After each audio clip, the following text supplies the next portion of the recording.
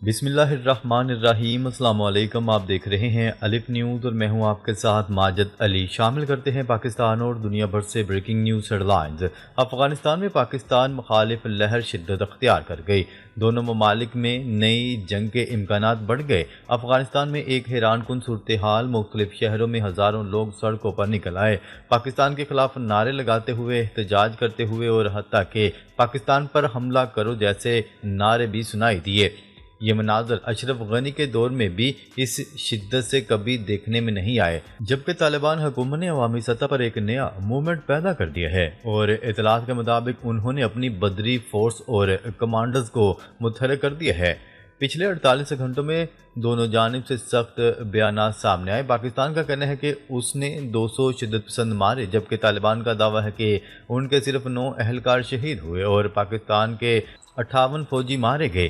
اب سوال یہ ہے کہ کیا افغانستان واقعی پاکستان کے خلاف ایک نئی جنگ کی تیاری کر رہا ہے؟ رپورٹس کے مطابق افغان ٹینک اور فوجی یونٹ اس وقت سرحد کی طرف بڑھ چکے ہیں۔ چین نے واضح پیغام دیا ہے کہ دونوں ممالک صبر و تحمل سے کام لیں اور بیجنگ اس تنازع میں ثالث کا کردار ادا کرنے کو تیار ہے۔ ایران نے بھی خبردار کیا ہے کہ اگر یہ کشیدگی بڑھتی ہے تو معاملہ سرحدوں سے نکل کر پورے خطے میں پھیل سکتا ہے۔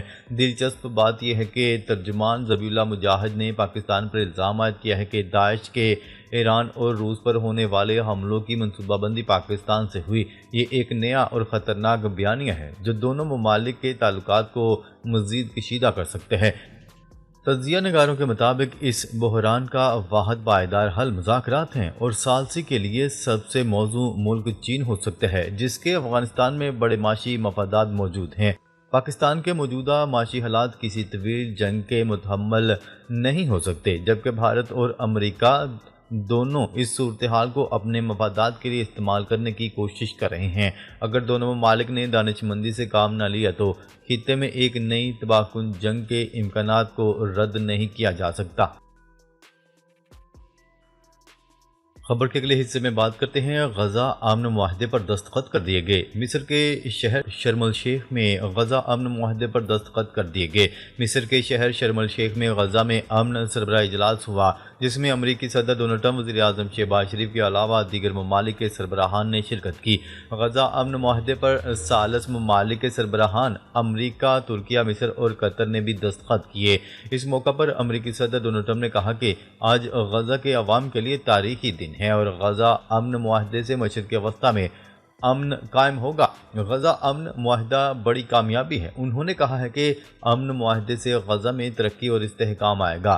دوست ملکوں کے تعاون سے غزہ امن معاہدہ ممکن ہوا، جبکہ غزہ امن معاہدے میں مصر کا کردار اہم ہے اور ہم مشرق وسطیٰ میں دیرپا امن اور استحکام چاہتے ہیں۔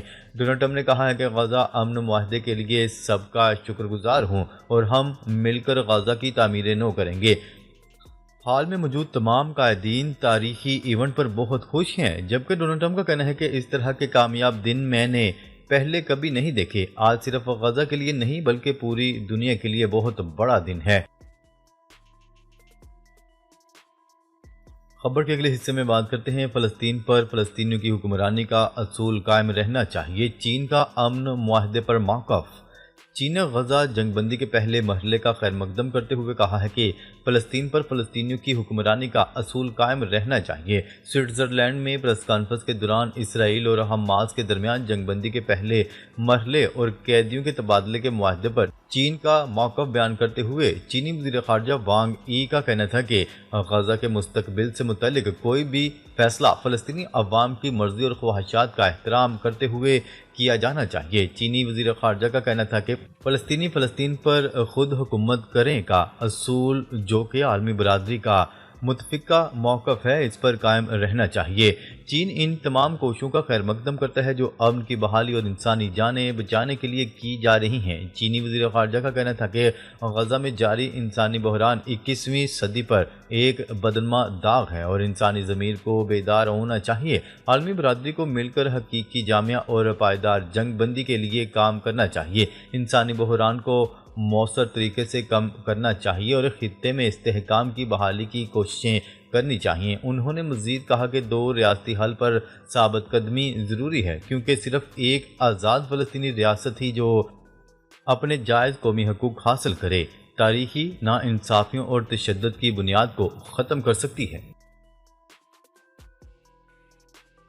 خبر کے اگلے حصے میں بات کرتے ہیں حماس کا بڑا اقدام، 20 یرغمالیوں کے بعد 4 مغویوں کی لاشیں بھی اسرائیل کے حوالے۔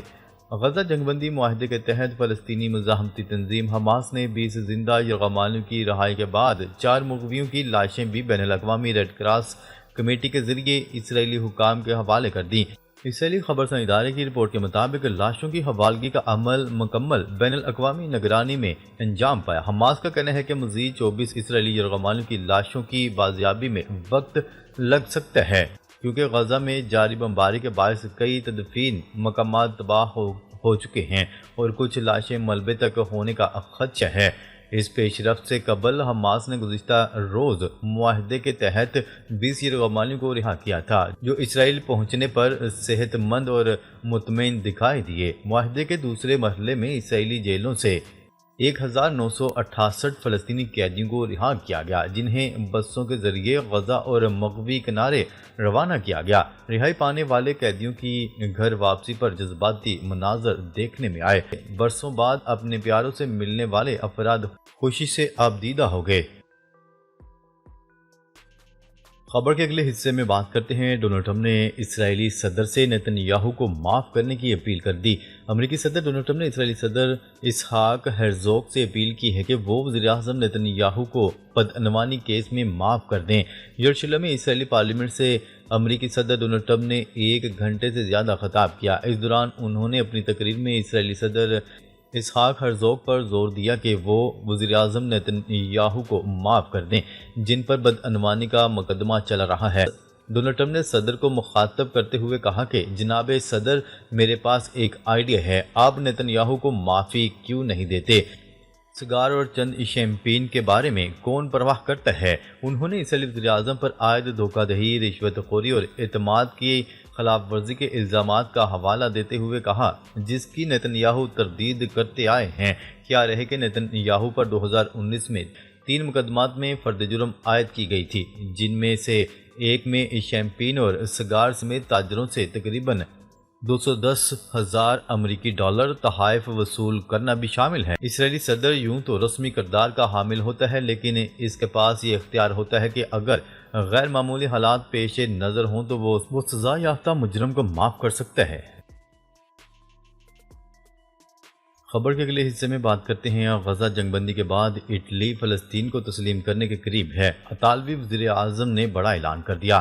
اٹلی کی وزیر اعظم کا کہنا ہے کہ غزہ جنگ بندی معاہدے کے بعد ان کا ملک فلسطین کو بطور ریاست تسلیم کرنے کے پہلے سے کہیں زیادہ قریب ہے۔ مصر کے شہر شرم الشیخ میں ہونے والی امن کانفرنس کے موقع پر میڈیا سے گفتگو کرتے ہوئے میلونی نے کہا کہ اگر یہ معاہدہ مکمل طور پر نافذ العمل ہو جاتا ہے تو اٹلی کی جانب سے فلسطین کی تسلیم شدگی یقینی طور پر قریب ہوگی۔ انہوں نے کہا ہے کہ اٹلی فلسطینی ریاست کے قیام کی حمایت کرتا ہے اور غزہ کے عوام کے لیے انسانی امداد جاری رکھے گا۔ اطالوی وزیر اعظم نے مزید کہا کہ ان کا ملک غزہ میں استحکام لانے کے لیے عملی تعاون کرنے کو تیار ہے، حتیٰ کہ اگر اقوام متحدہ کی قراردادوں کے تحت ضرورت پڑی تو اطالوی فورسز کو بھی تعینات کیا جا سکتا ہے۔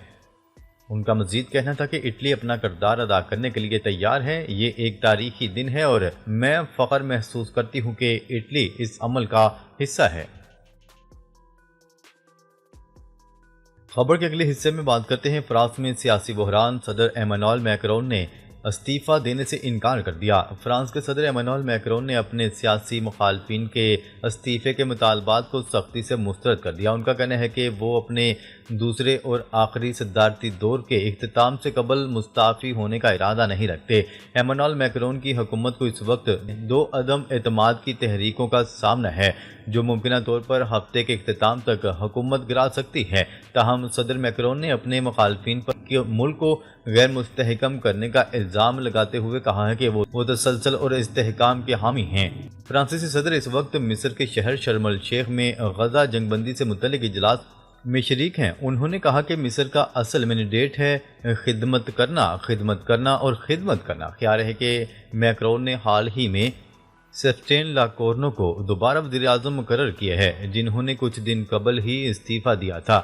نئی کابینہ نے آج پہلا اجلاس منعقد کیا اور بدھ تک نیا بجٹ پیش کرنے کی تیاری کی جا رہی ہے۔ دوسری جانب بائیں بازو کی جماعت فرانس ان باؤنڈ اور دائیں بازو کی جماعت نیشنل ریلی نے عدم اعتماد کی تحریکیں جمع کروائی ہیں۔ اگر 16 اکتوبر کو وزیر اعظم لاکور اکثریت حاصل نہ کر سکے تو حکومت کو شدید سیاسی بحران کا سامنا کرنا پڑ سکتا ہے۔ فرانس اس وقت یوروزون کا سب سے زیادہ خسارے والا ملک ہے اور صدر ایمانوئل میکرون پر دباؤ ہے کہ وہ اخراجات میں کمی اور بجٹ خسارہ کم کرنے کے لیے مؤثر اقدامات کریں۔ ناظرین، اب تک کے لیے اتنا ہی۔ مزید خبریں لے کر بہت جلد آپ کی خدمت میں حاضر ہوں گے۔ تب تک کے لیے اپنا خیال رکھیے گا۔ اللہ نگہبان۔